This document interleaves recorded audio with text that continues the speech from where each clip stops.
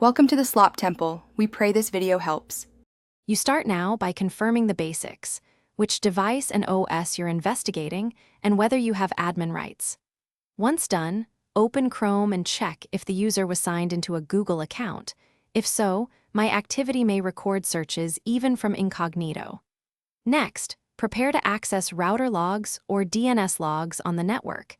These are the places Incognito doesn't clear. Make sure to note the exact time window and any device names to narrow the search efficiently, and avoid chasing irrelevant entries.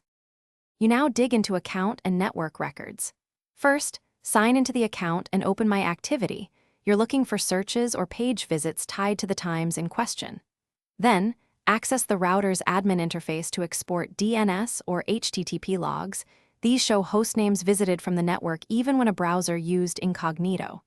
Also check the device's DNS cache and temporary system logs. They often retain recent hostname resolutions.